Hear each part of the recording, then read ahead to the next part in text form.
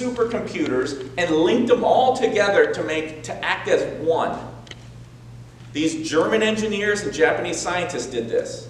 That's the K-array. And then they did something incredible. They simulated 1 second of brain activity. It took them 40 minutes to do it, but they simulated 1 second of brain activity.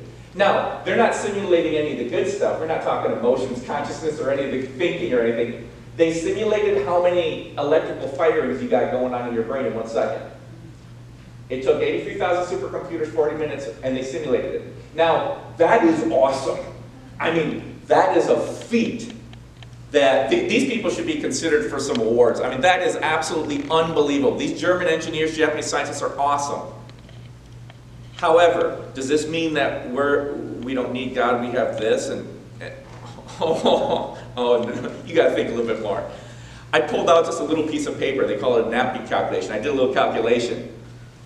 If you want to compare just the efficiency, again, not even any of the good stuff, not emotions and rational thinking and all that. If you want to compare just the efficiency, how much it takes to do one thing, all right? And if you want to make some assumptions, just be generous. Let's just say each of those supercomputers is only the size of a brain and that they could last 70 years.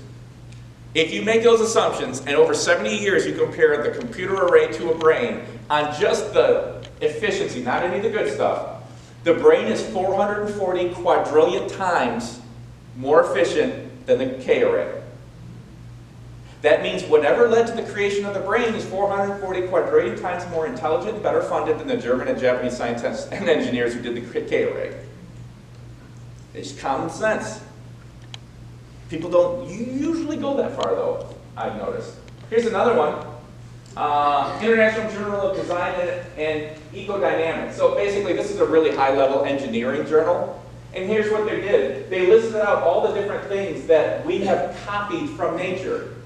Hypodermic syringe, camera, valves, airplanes, airfoil wings, hollow strut's tail, honeycomb, reinforcements, light stick, batteries, water-cooled systems, bubble level, solar panel, ball joint, plumbing and hydraulic systems, blah, blah, blah, blah, blah. I didn't even get the whole thing there. Now here's the thing.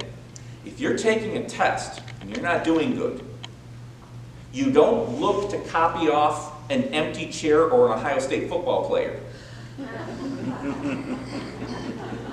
I'm a U of M fan. I do not like OSU. They've been killing us lately.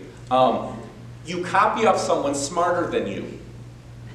How come our best engineers are always copying off nature and they're not even doing it as good as nature? But nature has no intelligence?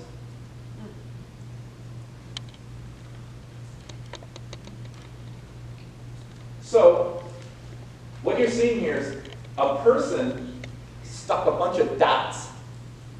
Now, they had to choose among a range of darkness, and they had to choose among a range of placement of where to put each dot. They could be off a little bit and it wouldn't mess it up, but they had to be within a certain range on all of them. When you put them all together, in combination to fit an external pattern of a child, you get that beautiful thing. Said, I couldn't even begin to draw something that I don't. Art is way beyond me. I can appreciate it, but I sure can't do anything like that. I have no idea how a person can use dots and do that. That's incredible. We see the exact same thing in nature. I just gave you the dots. We talked about the protons versus electrons, the magnetosphere, the exact mass, all these other things. They all have to be within a precise range, all in combination with each other, fitting an external pattern. It's the exact same thing. So, we had two big questions. Does God exist, and what's the purpose of life? We found out that they were linked. One depends on the other one. And then we looked at the evidence. What I want you to do right now is, when you think of purposes in your life, list 4 of them. Just on a piece of paper, if you have something to write with, put them in order of importance. 4 most important things in your life or 4 purposes. Now, when I got a bunch of kids, I usually just give them pieces of paper, they write on it, and then I say, put it on a wall on an order of importance. So, what are 4 of your most important things in your life that are most important to you, because that's usually your purposes. A lot of people don't think about this. I had a mid-40-year-old relative of mine. We had this really deep conversation. It's really interesting with him and his family. He said, yeah, they were having us for work do this thing, and they asked what's the purpose of my life or meaning. He said, you know, it just sounds like a nothing, little, simple, whatever question. He said, it just messed me up for 2 weeks. I just can't. He's like, I'm so worn out. He's like, I never really thought about it, but that does direct my life. And he's just like, I never thought about that, and I'm drained. I don't know. And then I was like, okay, it's a good time to witness, because he's not a believer. So it's good for you to consider this, because most people don't. And most people especially don't do this next thing I'm going to tell you. After you have your 4, next to them, I want you to put the percentage of your free time in a month that you've dedicated to each of those things. Now, I'll put it like this. When I come home from work and I watch TV for a half hour, I don't count that as free time. I count that as just needed, just like eating. So I don't count that. But if I watched 5 hours of TV in a day, which I have done, easy. Okay, now, if I did that through a whole month, well then clearly, if I claim that God is at top or family's at top, but then, what would that be, 5 hours a day? I'm just trying to, you just put out just round numbers. If let's say my most valuable thing, my free time, and I'm given 60% of it to TV or entertainment, okay, that's my top then. So here's my goals, or what I tell myself I want to be. Here's what I am. Now, I could give you a real short presentation and show how horoscopes, I can completely expose them as ridiculous. But what I try to do instead of that is just say, here's something you can rely on. This is a true fortune teller. If here's your 4 priorities that you think are most important, that you want to guide your life, when you look at what percentage of your free time you're devoting to them, once these match these, then it's really clear where your life's going to go.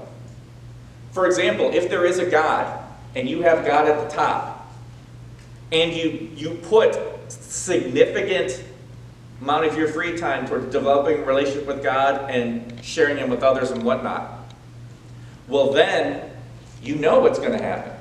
Because if God exists, and like I said, the evidence for that is on a level no other belief system can reach, then those investments are going to pay off in eternity.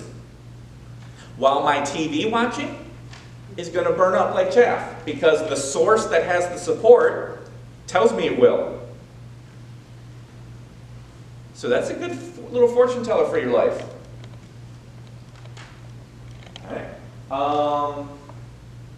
So, whether you're creating something to cause trouble or to make something beautiful, it takes the creator to know what the purpose is. And if the biblical God exists, then we know what our purpose is and we know how it's going to affect us whether we follow it or not. So what's your choice on it? Now, this audience is different. I'm not giving this at University of Michigan or Cal Berkeley, where most of the audience was non-believers. Then this is a lot bigger question. For you, it's more of, you're called to a great commission. You need to have answers for our culture. And our culture right now, every study says the same thing.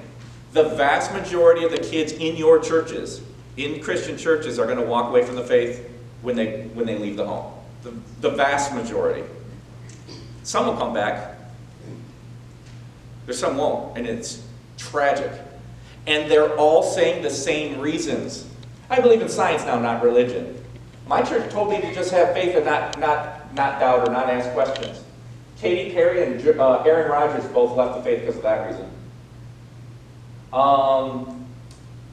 It just seems silly to me now. No one really gives me reasons why we believe what we believe. That is tragic.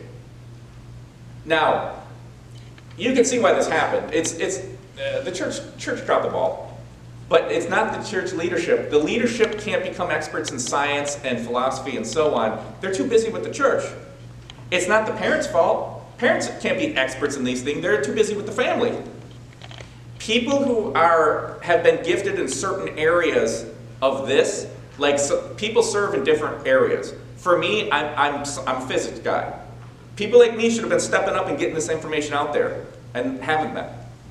All right? But it is out there now. My website is called thoughtfulbeliefs.org. The website's not completed yet, but even if you go there now, what you'll find is there's two important sections on it. One of them is a frequently asked questions section.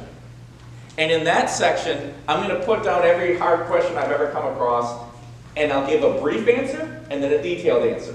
So if you ever get hit, you can be as confident as ever. You can talk to anybody, and if they hit you with something you just don't know. Oh, well, I'm an evolutionary biologist, and here's why evolution is true and God's not true. Anyone who says that doesn't know science and doesn't know theology. And they can be easily disproved. Then what you'll say is, you can just say, interesting discussion. Let me get back with you on that. Go to the website, you can look up that frequently asked question. I'll have a brief answer and detailed answers. And if you don't like my site, there's plenty of other sites out there that do the same thing. Reasons.org is a good one. GodandScience.org is a good one. CrossExamine.org is a good one. In my site also, the other section is, I try to, like right on the home page, I have like 5 sections that are supposed to take someone from non-belief to belief. So the very first section is, why should I care? Because honestly, most people don't. They're not going to talk to you about God because they just don't give a care. They don't think it's going to make a difference. I'm a good person, that's enough. No, you haven't thought on this at all. So that first